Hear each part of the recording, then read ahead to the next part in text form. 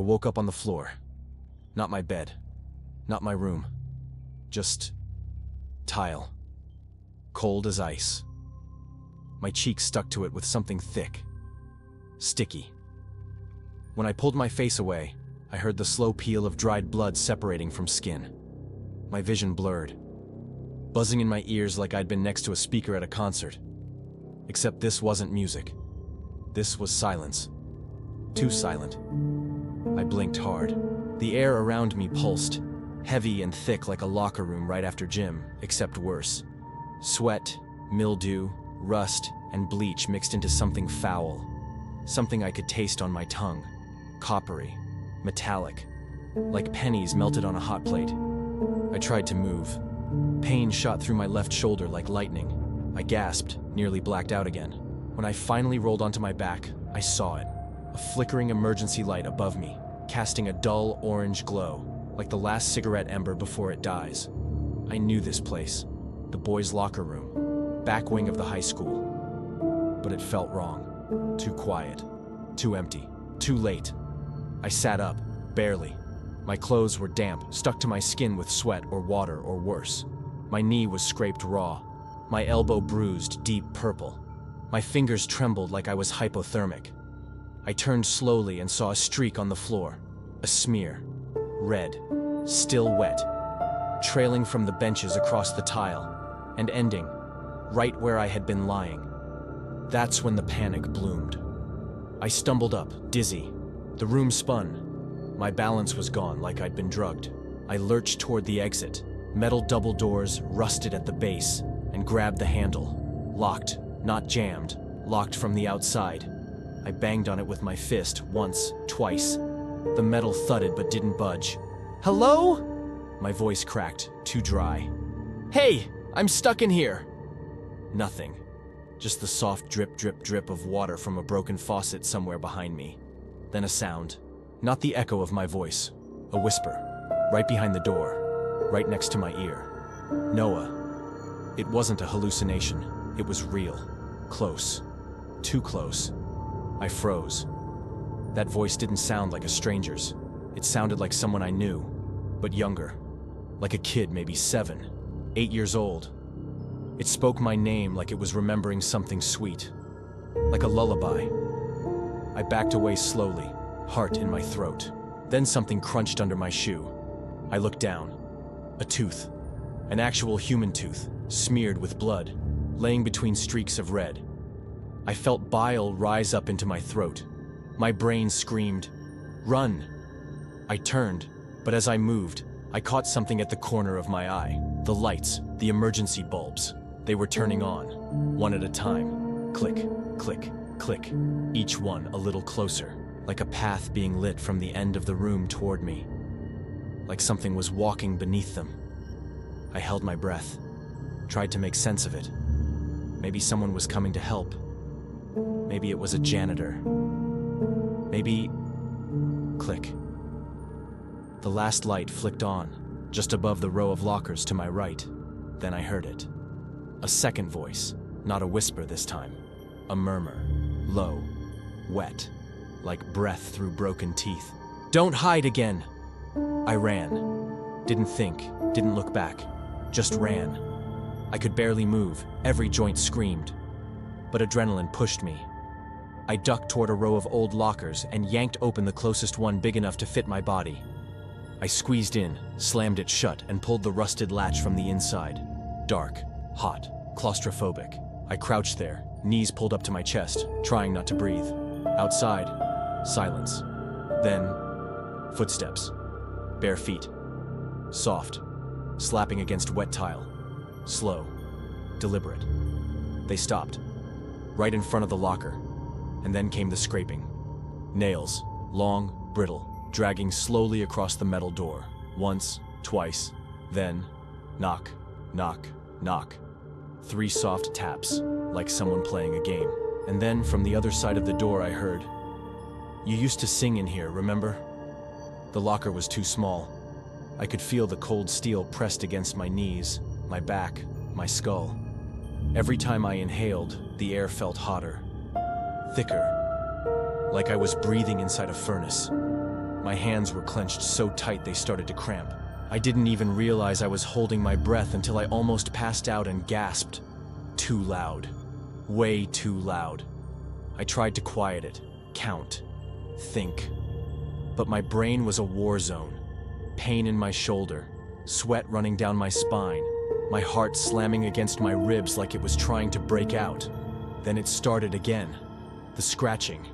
It wasn't random. It was slow, intentional. A single fingernail dragging across the outside of the locker door, from top to bottom. Then again. Then sideways, like it was tracing a shape. Like it was drawing something. I bit down on my knuckle, hard.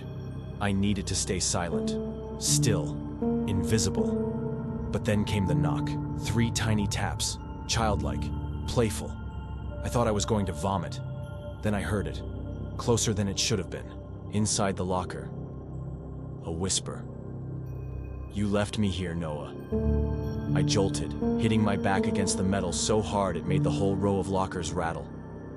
There was no room for anyone in there with me. I turned around anyway, breathing hard, my head spinning. Nothing. Just blackness and steel. But the voice stayed. Soft. Liquid. Like it was dripping out of the walls. "You sang to me. Remember?" That detail hit too deep. Because it was true. Freshman year, I used to hide here after practice, when the bullying got bad. Sit inside locker 217, hum under my breath. It was the only place I felt safe. But no one knew that. No one. The lights outside shut off. Total darkness.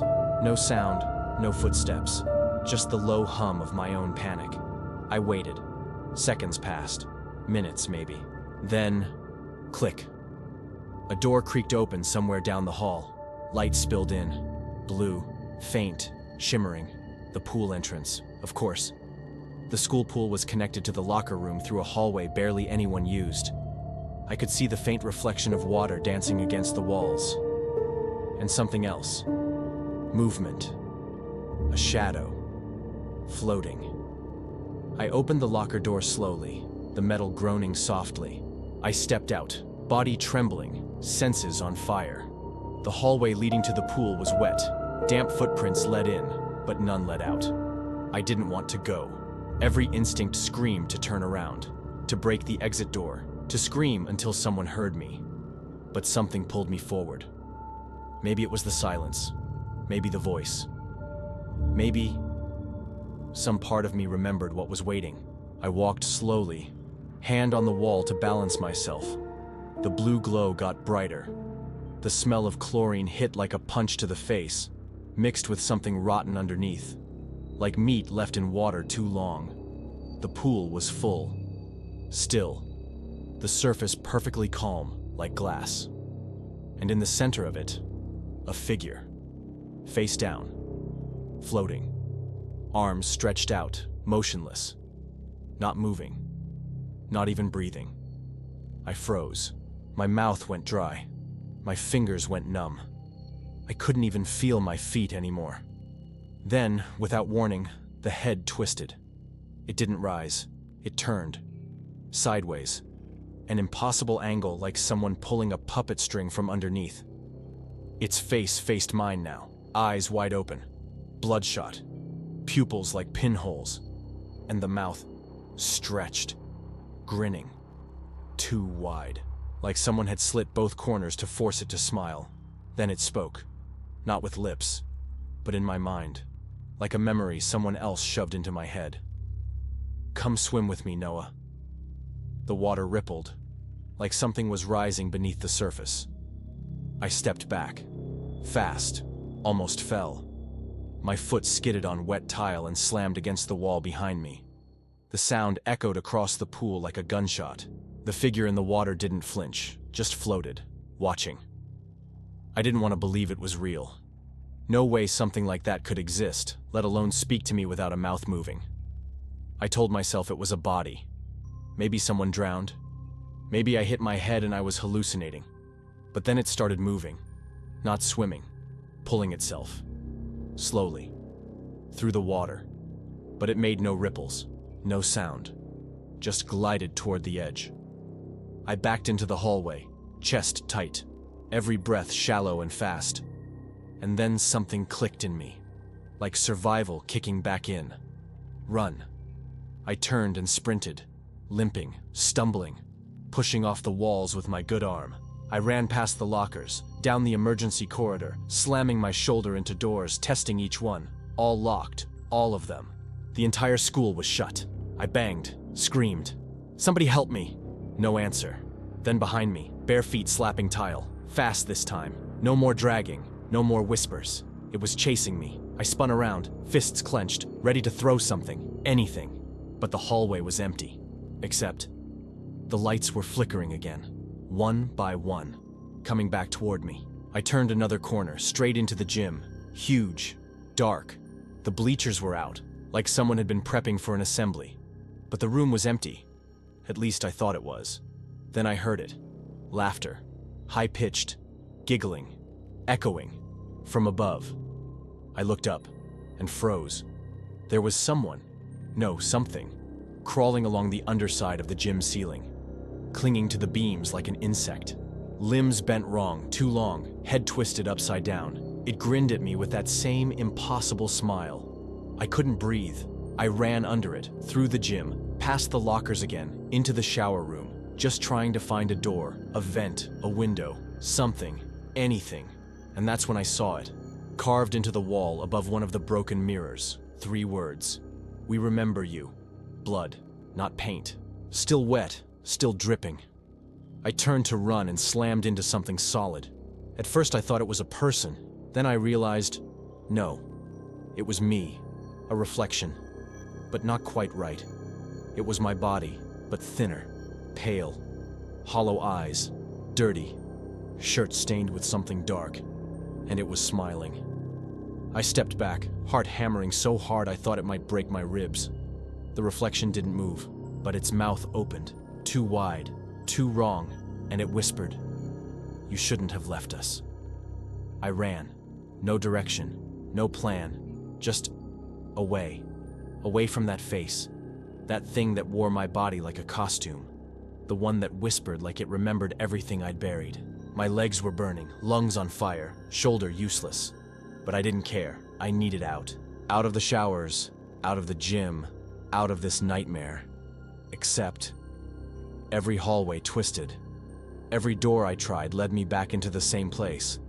The locker room, then the gym, then the showers. Like the school was folding in on itself, reshaping around me. I screamed.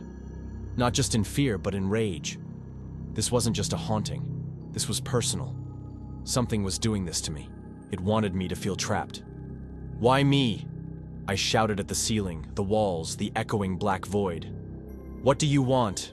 And then it answered. Not with a whisper this time. With voices, hundreds, all at once. "You left us here." The lights overhead shattered. Glass rained down, slicing my arms, my neck, my face. I fell hard, skidding across the tile. Blood smeared under me. I tried to crawl, didn't even know where. My vision blurred. A shape moved across the hallway ahead. Then another, and another. Children. Small, pale figures. Barefoot. Wet hair sticking to their foreheads. Eyes empty, skin bruised. They stared at me, then started walking. Slowly, silently. I scrambled up and backed away until I hit the edge of the pool again. And there he was, the boy in the water, still smiling, still watching.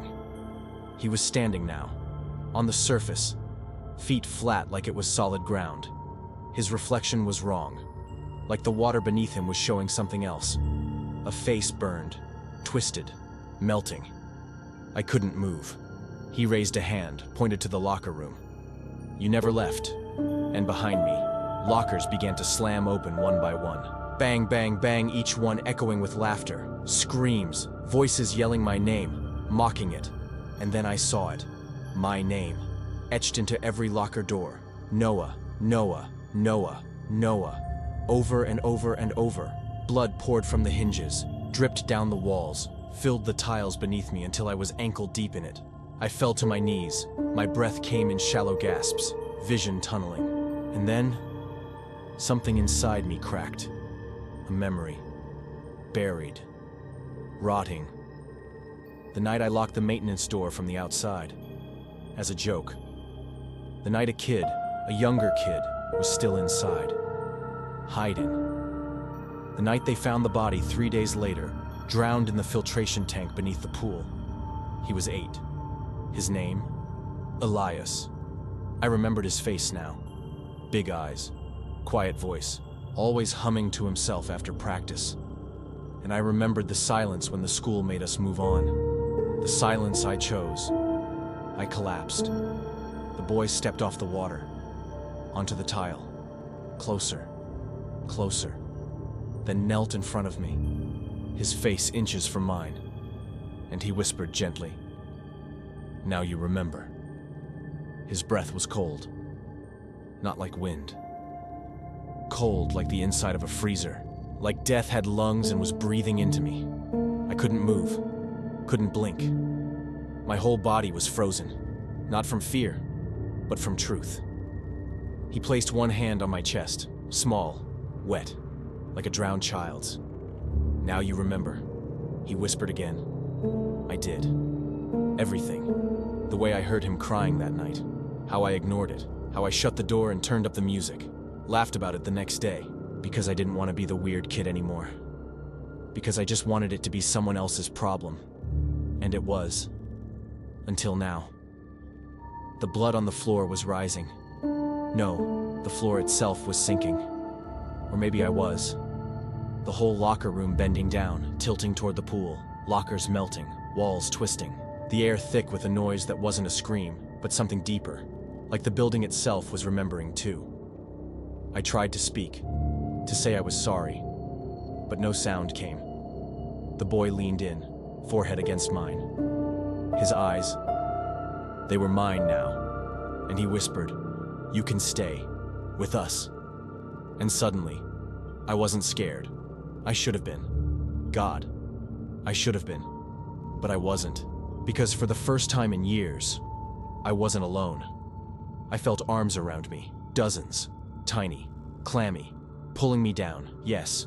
But also holding me. Voices filled my ears. Singing now. That same tune I used to hum in the locker. Off key. Broken. Familiar. I let go. Of the fear. Of the guilt. Of the need to run. And the water swallowed me whole. They found me the next morning, unconscious in the empty pool. No water, no blood, no bodies, just me. Curled up in the deep end, clothes soaked with sweat, eyes wide open. They said I had a seizure, said I imagined it all. But they didn't see the names carved into the locker doors. They didn't hear the humming that still comes from the drains at night. They don't wake up with wet footprints at the edge of their beds. I do. Every night since. Because I remember now. And so do they. Transcription of recovered voicemail to 17 a.m. Caller unknown. Number listed as deactivated. He wasn't supposed to wake up there. We closed that room. We marked the door. It was sealed, but he found it again. I don't know how. I don't know what version of him made it back. Breathing, check the files. The East Wing ones. Look for 217B. That's where it started. That's where he split. If you're hearing this, it means it's happening again. It's waking up. End of message.